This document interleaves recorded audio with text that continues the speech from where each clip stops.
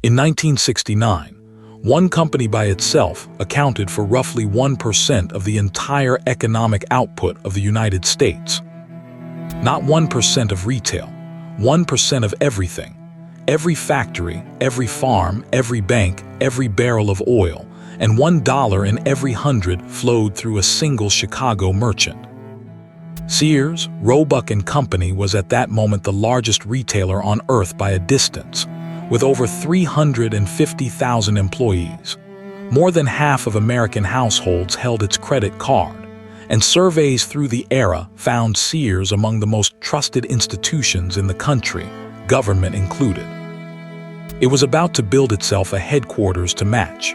The Sears Tower, 110 stories, the tallest building in the world for a generation, sized on the assumption, stated in the planning documents, that the company would keep growing more or less forever. And the thing to hold in your mind as you look at that tower is what the company underneath it had actually been for its first half-century, because it was not really a chain of department stores.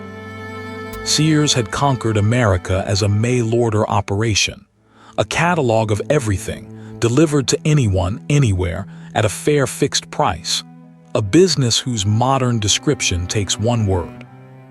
Sears was Amazon, 70 years before Amazon, complete with the logistics obsession, the customer trust flywheel, and the everything store ambition, which makes the ending one of the strangest self-inflicted wounds in business history.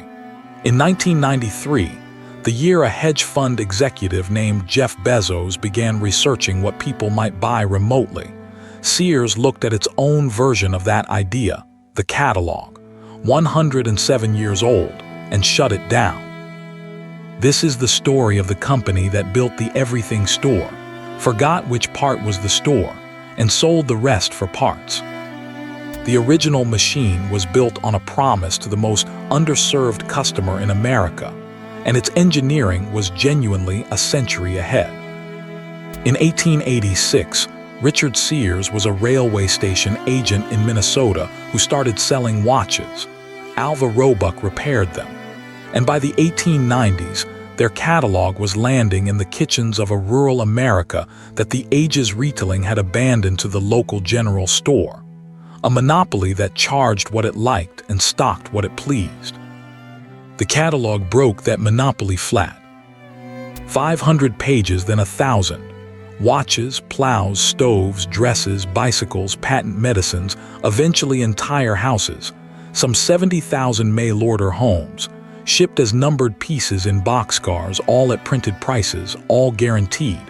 Your money back, no questions, freight paid. Farm families famously used the book for everything from wish lists to school lessons. The company answered in whatever language a letter arrived in. Behind the romance sat ruthless operations. A Chicago fulfillment plant, opened in 1906, that was the largest business building on Earth, 3 million square feet threaded with conveyor systems, and a scheduling regime so precise that, by company legend, Henry Ford came to study its assembly line methods before building his own.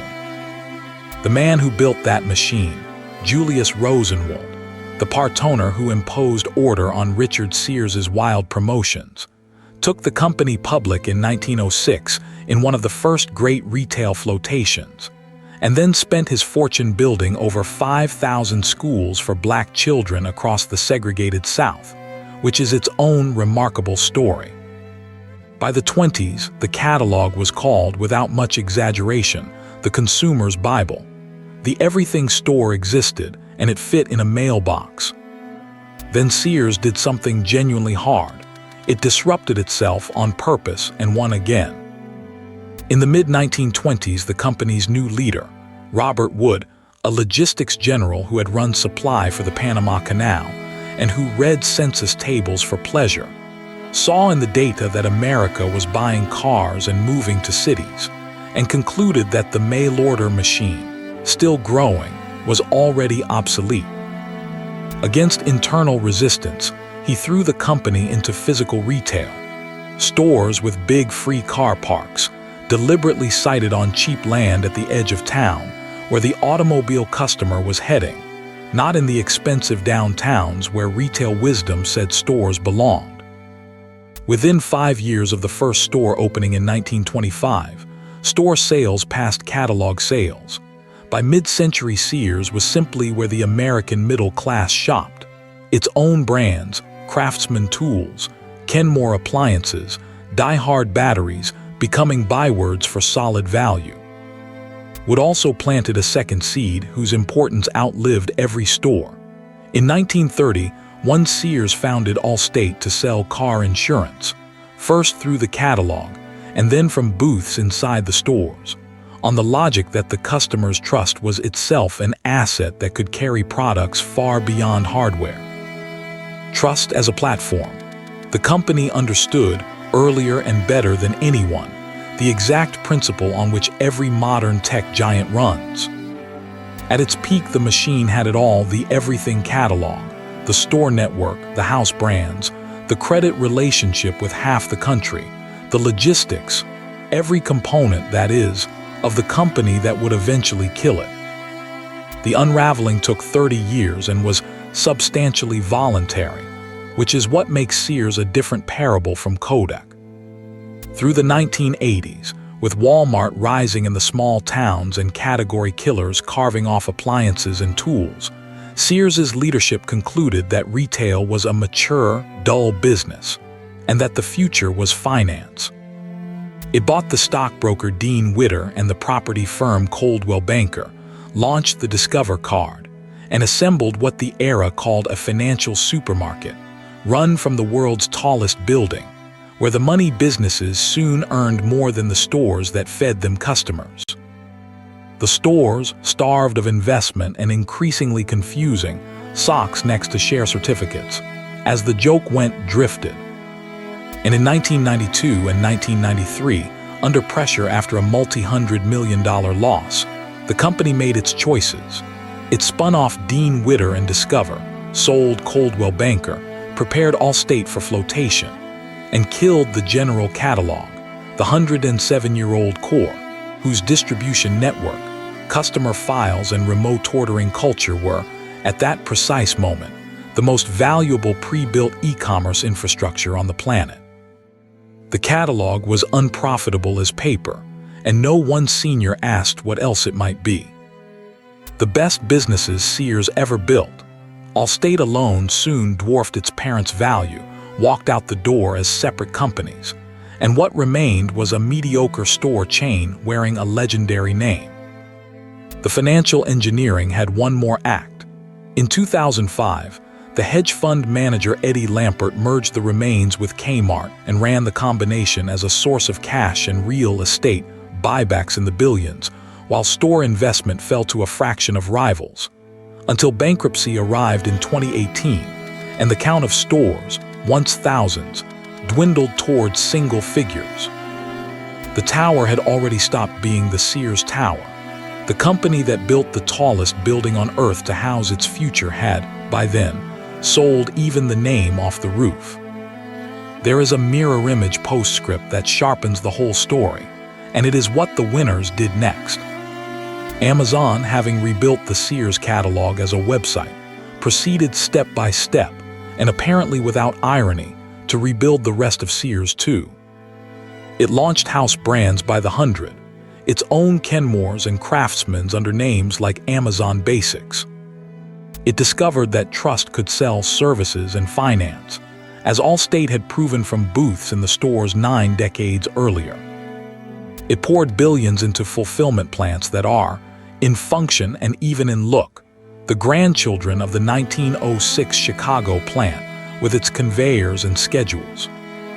And then it did the thing that would have made Robert Wood laugh out loud. It went physical, buying a grocery chain outright, opening its own stores, because the mature everything store eventually learns that the customer lives somewhere and wants some things today. Even the endgame rhymed. Craftsman, the tool brand farmers had trusted from the catalog's pages, was sold off in the bankruptcy era and now hangs in other companies' stores, outliving the merchant that built it, brands like land being the assets that survive their authors. None of this is coincidence, and that is the point. The everything store model was not a tech invention that Sears failed to foresee. It is a stable, recurring answer to a permanent question. How do you sell everything to everyone with maximum trust and minimum friction? And Sears had already given that answer twice, once by mail and once by car park, before declining to give it a third time by modem. The pattern was sitting in its own archives. The company that studied its customers for a century simply stopped studying itself. Stand back and the shape of it is painfully clear, because Sears did not lose to a better idea. It abandoned its own idea and then lost to it. Every pillar of the modern everything store was standing in Chicago decades early. The infinite catalog, the trusted brand, the customer data, the national logistics, the credit relationship, even the insight that trust can sell anything to anyone. Amazon's founding insight was not an invention. It was a revival, executed on a new transport layer, the browser instead of the boxcar. What Sears lacked in the decisive decade was not capability but identity. A company that had been, in turn, a catalog, a store chain and a conglomerate could no longer say what it actually was, and so it optimized each piece separately. Spun off the crown jewels because they were separable, killed the catalog because it was unprofitable, harvested the stores because they were harvestable. And the sum of all those locally sensible decisions was the deletion of a franchise a century in the making. The comparison with its own past is the cruelest part. The Sears of 1925 saw the automobile coming and rebuilt itself in 5 years.